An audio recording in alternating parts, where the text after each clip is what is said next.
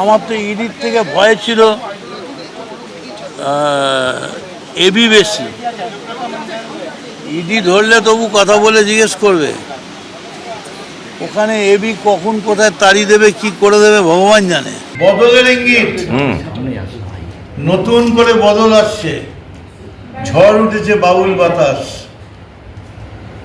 এই ঝড় তুফানে পরিণত হবে। আমরা কবিতাটা ছোট্ট কিন্তু 2 লাইনের কবিতা।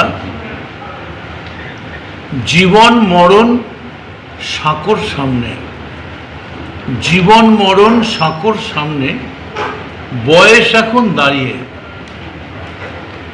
জীবন মরণ সাঁকোর সামনে, বয়স এখন দাঁড়িয়ে। এখন তোমায় বুঝতে হবে কি হবে আর কি হবে না, কোন সাঁকোটা পারা পারে, কোন সাঁকোটা পার হবে না। ঠিক জীবনের এই মুহূর্তটায় আমি এসে দাঁড়িয়েছি।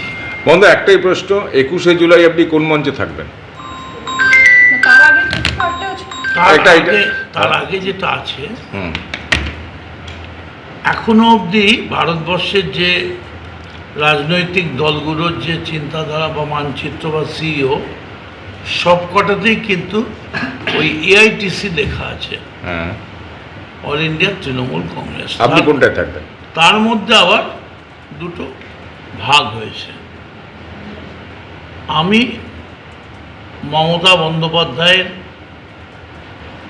তাকে সম্মান জানিয়ে, তাকে ধন্যবাদ জানিয়ে, এবং দীর্ঘদিন তিনি আমাদের পাশে থেকেছেন, আমরাও চেষ্টা করেছি কম বেশি করার।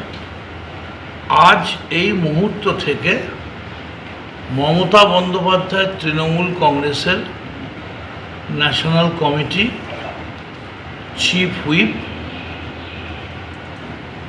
Working committee, party general secretary থেকে শুরু করে সমস্ত রকম পদ থেকে আমি ইস্তফা দিলাম।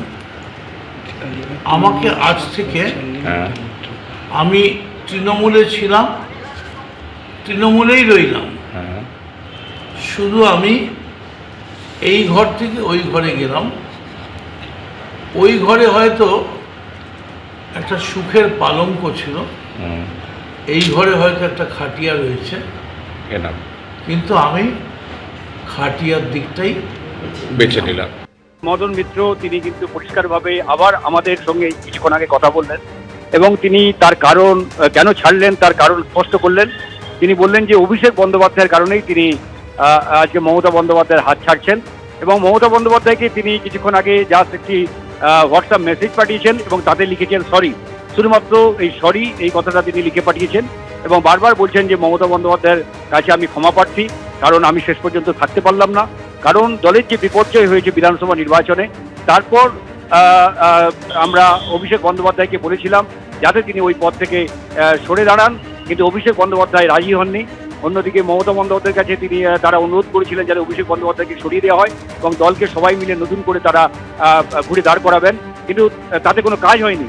এবং তিনি মনে করছেন যে অভিষেক বন্দ্যোপাধ্যায়ের নেতৃত্বে আর দলের পক্ষে ঘুরে দাঁড়ানো সম্ভব নয়, এবং ঋতুব্রত বন্দ্যোপাধ্যায়ের নেতৃত্বে যে তৃণমূল এবং যাতে একের পর এক নেতারা যোগদান করছেন, তাতেই আগামী দিনে তৃণমূলের ভবিষ্যৎ রয়েছে বলে তিনি মনে করছেন, এবং সেই কারণেই তিনি শেষ পর্যন্ত এই পথ বেছে নিয়েছেন, অর্থাৎ মমতা বন্দ্যোপাধ্যায়ের হাত ছেড়ে তিনি ঋতুব্রত শিবিরে যোগদান করলেন। তুমি জানো যে একের পর এক যে তৃণমূলের যে বর্ষিয়ান নেতারা, যা ফিরহাদ হাকিম, অরূপ বিশ্বাস থেকে অরূপ রায়, চন্দ্রিমা ভট্টাচার্য, তারা একের পর এক যোগদান করেছেন। এই মদন মিত্র শেষ পর্যন্ত মমতা বন্দ্যোপাধ্যায়ের সঙ্গে ছিলেন, পরশু অবধি ছিলেন, কিন্তু গতকাল থেকেই তিনি কিছুটা বেসুরো হন এবং তিনি সন্দীপন সাহা সঙ্গে যোগাযোগ করেন। কালকেই তাদের মধ্যে ফোনে কথা হয় এবং তাদের বাড়িতেও তিনি চলে যান, যদিও বিস্তারিত কথাবার্তা কালকে হয়নি। আজকে ঋতুব্রত বন্দ্যোপাধ্যায় বিধানসভায় তিনি সহ অন্যান্য তাদের যে নেতারা তারা উপস্থিত ছিলেন, সেখানে এসেই কিন্তু সাংবাদিকদের সামনেই সরাসরি মদন মিত্র জানিয়ে দেন যে তিনি মমতা বন্দ্যোপাধ্যায়ের হাত ছাড়ছেন এবং মমতা বন্দ্যোপাধ্যায় তাকে যে সমস্ত পদ দিয়েছেন সমস্ত পদ থেকে তিনি সরে দাঁড়াচ্ছেন। একদম এবং আশাফুল, তিনি- আজকে মদন মিত্র একদম তিনি স্পষ্ট করে দিয়েছেন মমতা বন্দ্যোপাধ্যায় যে সমস্ত পদ তাকে দিয়েছিলেন সমস্ত পদ থেকে মদন মিত্র তিনি ইস্তফা দিয়েছেন এবং তিনি বদলের ইঙ্গিতের কথা বলেছেন। তার যখন সাংবাদিকদের মুখোমুখি হয়ে তিনি বক্তব্য রাখছেন তিনি বদলের ইঙ্গিতের কথা বলেছেন। ঋতব্রত বন্দ্যোপাধ্যায় বিরোধী দলনেতা কি বলেছেন শোনাবো। ওই টিম এই টিমের বিষয় নয়। আমরা বারবার যেটা বলেছি যে আমাদের লড়াইটাই হচ্ছে ইন্ডিভিজুয়াল কাল্টের বিরুদ্ধে। আমাদের এখানে আপনারা শুরুর দিন থেকে জানেন আমরা বারবার বলেছি গোটা লড়াইটাই আধিপত্যবাদ, সেই আধিপত্যবাদ কায়েম করবার চেষ্টা, তার বিরুদ্ধে একটা কালেকটিভের লড়াই। আমরা একটা কালেকটিভ, সেটাই আমাদের পরিচয়।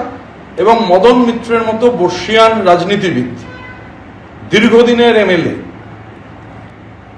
প্রাক্তন মন্ত্রী, এবং ওই যে মদনদা বলছিলেন, মদনদা এখান থেকে যে বললেন না হেঁটে যদি যান নিউ মার্কেট পর্যন্ত কেউ ডিম ছুড়বে না। আমি গত 3 দিন ধরে এখান থেকে পেছন দিয়ে হেঁটে হাইকোর্টে যাচ্ছি, দোতলায় উঠছি, নেমে আসছি, কোথাও কোনো ডিম ছোড়ার ব্যাপার নেই। এই কালেকটিভের যারা হেঁটে যাবেন কোথাও ডিম ছোড়ার ব্যাপার নেই। স্বাভাবিকভাবে এটা একটা কালেকটিভ। মদন মিত্রর মতো বর্ষিয়ান রাজনীতিবিদ তিনি আমাদের এই কালেকটিভে যুক্ত হওয়ায় আমাদের কালেকটিভ আরো শক্তিশালী হবে। জল্পনা গতকাল থেকেই শুরু হয়েছিল। গতকাল ঋতব্রত তৃণমূলের সন্দীপন সাহার বাড়িতে পৌঁছে গেলেন মদন মিত্র, আর আজকে তিনি একেবারে ঋতব্রত তৃণমূলের হাত ধরলেন। আমি আজকে তৃণমূল কংগ্রেসের যত রকম পদ ছিল, দমদম বিধানসভার সভাপতি, সাধারণ সম্পাদক, ন্যাশনাল কমিটি মেম্বার, দলের চিফ হুইপ, গভর্নমেন্ট অর্গানাইজেশনের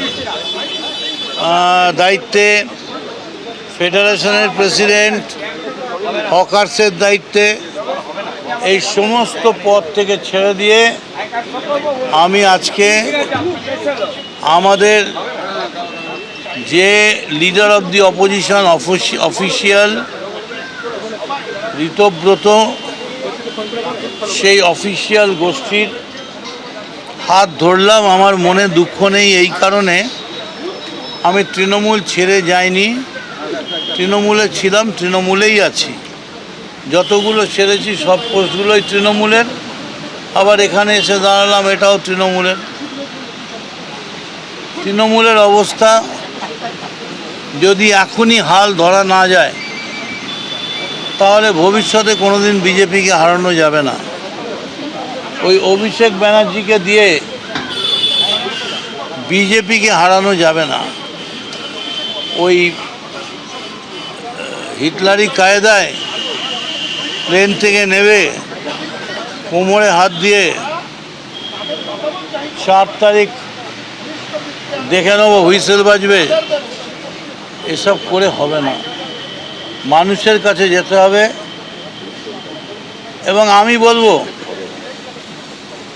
আদালত তৃণমূলের বাঁচিয়ে দিয়েছে প্রেস্টিজ, বলেছে বিড়লা প্ল্যানেটোরিয়ামের চারপাশে 2500 লোক এমনি বাদাম বেচে,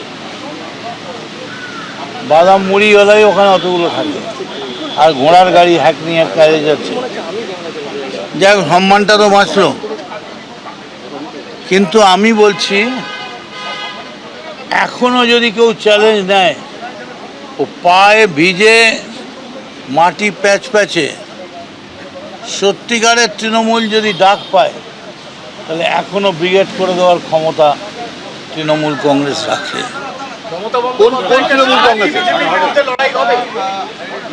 এখন কোন তৃণমূল কংগ্রেস রাখে এটা বলতে গেলে প্রবলেম হবে। যে তৃণমূল কংগ্রেস রাখে, যে যেখানে ডাকে সাড়া দেবে সে সেখানে যাবে। তবে আমি মনে করি একটা ব্রিগেড ভরিয়ে দেওয়া তৃণমূল কংগ্রেসের কাছে কোনো ফ্যাক্টর না। কালীঘাটপন্থী তৃণমূল বলছে যে আপনি ভয়ে এখানে যোগদান করলেন, যেহেতু আপনাকে ডেকেছে, আপনার ছেলে আর স্ত্রীকে ডেকেছে। আমি ভয়ে যোগাযোগ করলাম। আমার তো ইডির থেকে ভয় ছিল এবি বেশি। ইডি ধরলে তবু কথা বলে জিজ্ঞেস করবে, ওখানে এবি কখন কোথায় তাড়িয়ে দেবে, কি করে দেবে ভগবান জানে। আর আমি ইডিকে অভিষেক বন্দ্যোপাধ্যায় জীবনে যাইনি। আমি 27 মাস জেলে ছিলাম, পার্টির বিরুদ্ধে বলিনি, সমস্ত রকম সহযোগিতা করব, যা বলবে তাই করব। প্রমাণ করুন যে মদন মিত্র টাকা নিয়ে চাকরি দিয়েছে, মদন মিত্র গয়না নিয়ে চাকরি দিয়েছে। তা কাজ করুন না, এটা প্রমাণ না করে একটা গণভোট করে দিন না বাংলায়। একটা বাংলায় গণভোট করে দিন। হ্যাঁ, টাউনে একটা করে দিন যে মদন মিত্র পয়সা নিয়ে চাকরি দিতে পারি কিনা।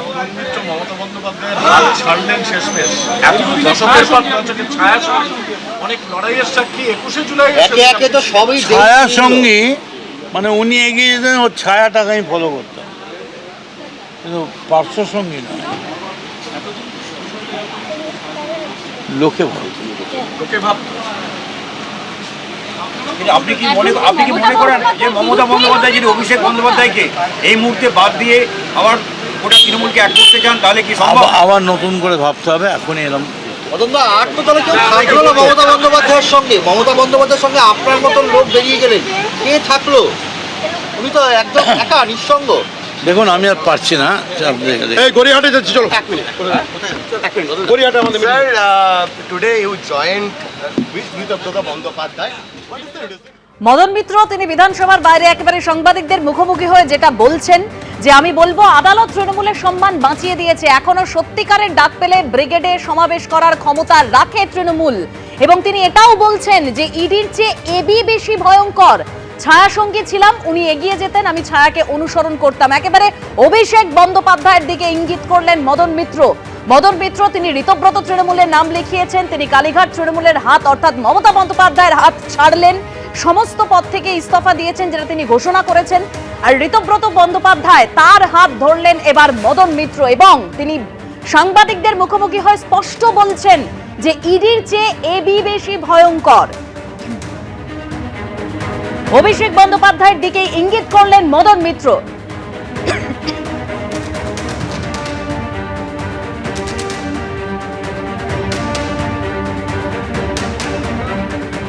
আগামীর ইঙ্গিত, হ্যাঁ বদলের ইঙ্গিত, ঝড়ের ইঙ্গিত। হ্যাঁ, ঝড় উঠেছে, বাবুল বাতাস হ্যাঁ। আজকে হলো সাথী। ঠিক আছে, বদলের ইঙ্গিত, নতুন করে বদল আসছে, ঝড় উঠেছে, বাবুল বাতাস। এই ঝড় তুফানে পরিণত হবে। আমরা চলি সমুখ পানে, কে আমাদের বাঁধবে? রইল যারা পিছুর টানে, ভাঙবে তারা কাঁদবে। এটা কিসের ইঙ্গিত মদনদা? আগামীর রাইট।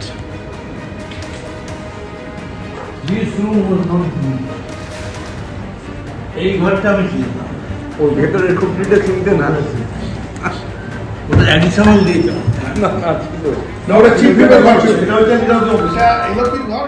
একটা ইন্ডিভিজুয়াল কাল্টের বিরুদ্ধে কালেকটিভের লড়াই। আমরা বারবার বলেছি যে এই ইন্ডিভিজুয়াল কাল্টের বিরুদ্ধে যে কালেকটিভ, সেই কালেকটিভ আমরা লড়াই করছি। মদন মিত্র আজকে আমাদের সঙ্গে সামিল হয়েছেন, নিশ্চিতভাবে কালেকটিভ শক্তিশালী হবে। আমাদের একটাই কথা যে এই কালেকটিভকে আমরা শক্তিশালী করব। মদন মিত্রর যোগদানে এ নিয়ে কোনো সন্দেহ নেই যে কালেকটিভ শক্তিশালী হবে।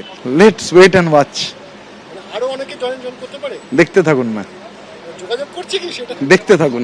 দেখুন, মানুষের চিন্তা ভাবনা তার নিজস্ব, সেটা নিয়ে মন্তব্য করাটা আমার উচিত নয়, ঠিকও নয়। আর আপনারা জানেন আমি সবসময় বলি I live for this moment. তো let us live for this moment. Madan মিত্রর আশাটাকে চলুন সেলিব্রেট করি। সেটা 21শে জুলাই বোঝা যাবে। দেখুন না, ক্রমশ প্রকাশ্য সংখ্যা বাড়তে থাকবে, কারণ আমরাই তৃণমূল কংগ্রেসের ভাবধারা, আইডিওলজিকে আমরাই সামনে রেখে আমরা লড়াই করছি। তাই জন্যে একে একে যারা বর্ষিয়ান তৃণমূল কংগ্রেসের নেতা তারা এটা বুঝতে পারছেন, হয়তো একটু সময় লাগছে, বুঝতে পেরে তারা আমাদের সাথে যোগাযোগ করছেন, আসছেন এবং তৃণমূল কংগ্রেসের মূল ধারায় তারা যোগদান করছেন। সবাই তো সেটাই বলছে, মূল সমস্যা তো অভিষেক বন্দ্যোপাধ্যায়। তিনি যেইভাবে দলটাকে পরিচালনা করেছেন, দলের আজ এই অবস্থা হয়েছে, এই দুরবস্থা হয়েছে দলের, তিনি এই দায়িত্ব এড়াতে পারেন না। কেউ অভিষেক বন্দ্যোপাধ্যায়ের নেতৃত্বে দল তখন করতে চায়নি, কিন্তু কোনো সুযোগ ছিল না। আজ যখন সুযোগ হয়েছে, একে একে করে সবাই যারা তৃণমূল কংগ্রেসটা গঠন করেছে, যাদের জন্য তৃণমূল কংগ্রেস শক্তিশালী হয়েছে, 15 বছর ক্ষমতায় ছিল, তারা আজ সকলেই যেটা মূল তৃণমূল কংগ্রেস, সেই তৃণমূল কংগ্রেসই তারা আছে। সন্দীপন সাহা তিনি স্পষ্ট বলছেন যে সংখ্যাটা আরো বাড়বে। ইতিমধ্যেই মদন মিত্র তিনি স্পষ্ট করে দিয়েছেন যে সমস্ত পদ ছেড়ে তিনি বিরোধী গোষ্ঠী অর্থাৎ ঋতব্রত তৃণমূলের হাত ধরেছেন, অর্থাৎ একে একে মমতা বন্দ্যোপাধ্যায়ের ছায়াসঙ্গী যারা তারা প্রত্যেকেই মমতা বন্দ্যোপাধ্যায়ের হাত ছেড়ে ঋতব্রত তৃণমূলে নাম লেখাচ্ছেন। ওর ভেতরের খুপড়িটা চিনতে না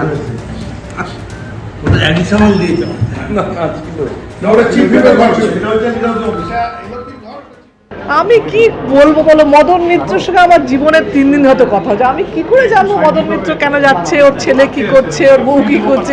আমার পক্ষে কি জানা সম্ভব? পার্টিটা অভিষেক বন্দ্যোপাধ্যায়ের নয়, লক্ষ লক্ষ কর্মীর। এখন আমাদের কাজ হবে দলের কর্মীদের নিয়ে লড়াই করা।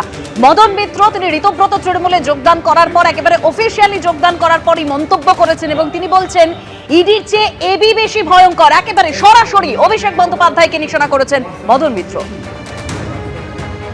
মদন মিত্রর এই ঋতব্রত তৃণমূলে যোগদান করা নিয়ে শ্রমিক ভট্টাচার্য বিজেপি রাজ্য সভাপতি কি বলেছেন শুনুন। ও লাভলি মদন মিত্র রঙিন চরিত্র।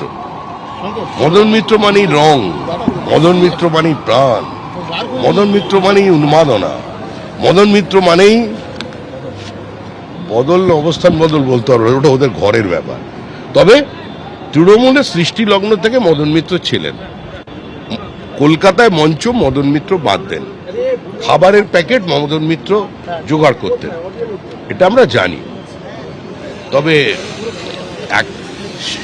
সেই মদন মিত্র ছিল অন্য, আর এই মদন মিত্র এদিক ওদিক যাতায়াত করছেন গুলিয়ে দেওয়ার জন্য। তো এগুলো চলবে। ঝড়ের ইঙ্গিত, ঝড় উঠেছে বাবুল বাতাস, আজকে হলো সাথী। এবিপি আনন্দ, এগিয়ে থাকে, এগিয়ে রাখে।